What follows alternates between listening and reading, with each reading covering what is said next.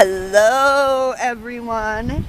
Well, it is the start of spring and it's time to get to work on more garden stuff. And in this video, I am going to try something. I've already been growing in fish tanks for a few years, and I've been growing them, layering and composting at the bottom of the fish tank in a David the Good style of compost everything. So I create my compost at the bottom of my fish tank so it feeds the rest of my tank. That's the David the Good compost everything. And I take container gardening to the extreme. I live in a town where once a year we have what's called cleanup week, and I can go around and I collect fish tanks and I grow in the fish tanks because I live, again, in the city.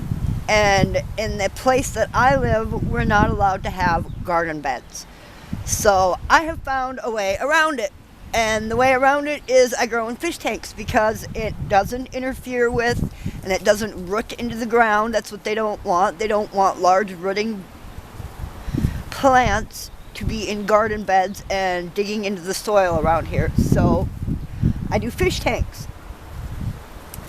And I compost them and layer them, David the Good style, at the idea of compost everything.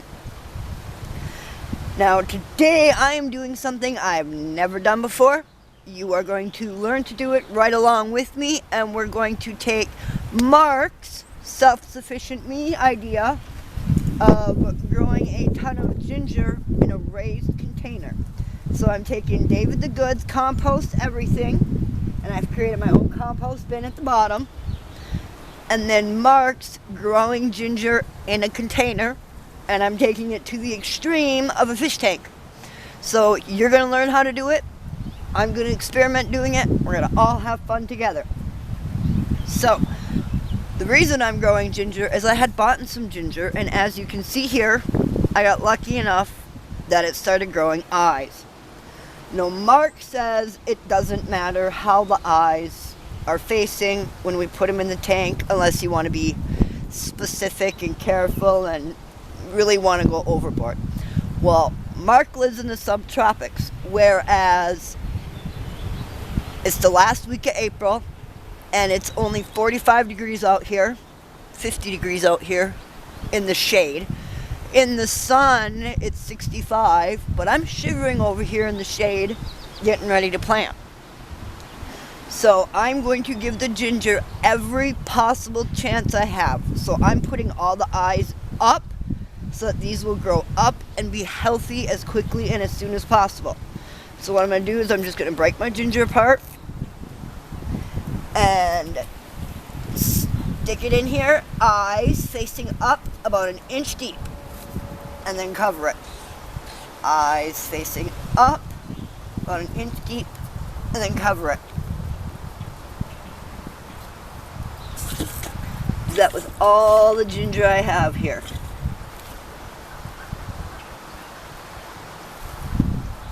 Now, Mark says not to water it because they don't like to sit in water, and that's the reason why I have it growing.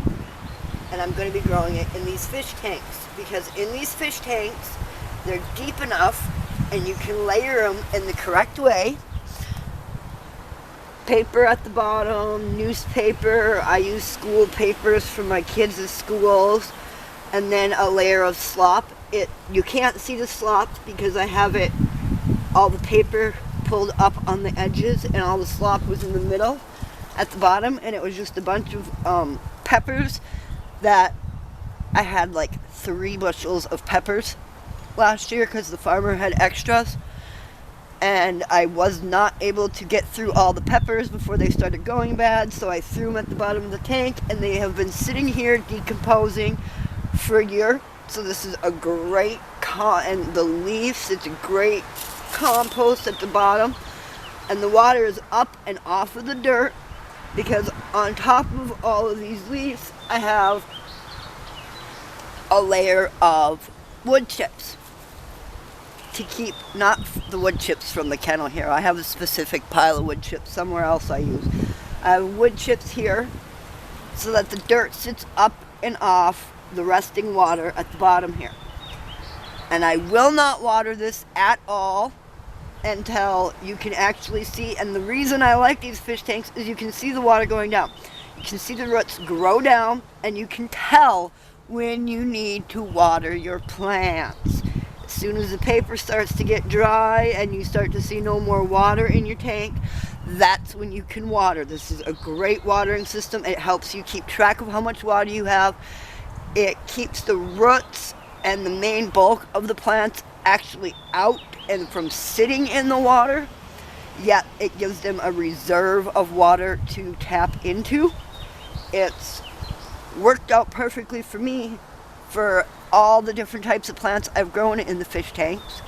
We're going to be going through all those different plants that I grow in my 100-day challenge.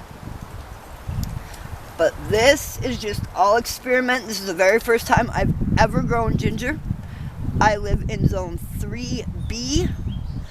You could actually technically say that sometimes it feels more like zone 2. It's cold. I'm in the Red River Valley area. I grew up in the North Woods of Minnesota. So this end of April, early May is actually rather warm for us in this area. We're having a beautiful early warm spring. I'm sorry all you southerners down there and all you east coasters having to deal with icky late spring. I'm so sorry. But we've had a beautiful spring. So we're growing ginger. First time I've ever grown it. Now that I've got it in here and planted, about an inch deep, all of it, about an inch under the soil, I'm going to take and top this off with wood chips. We'll be back.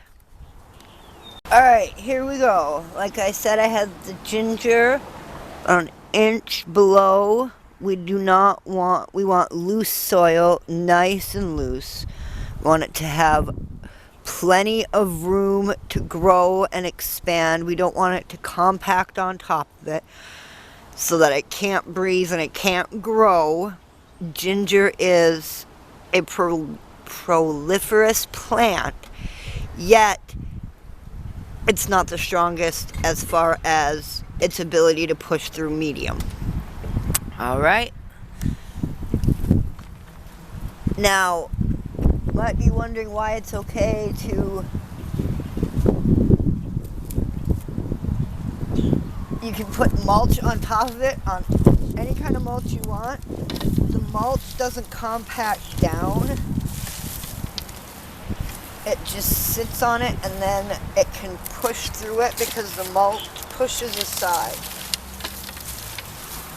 And it also helps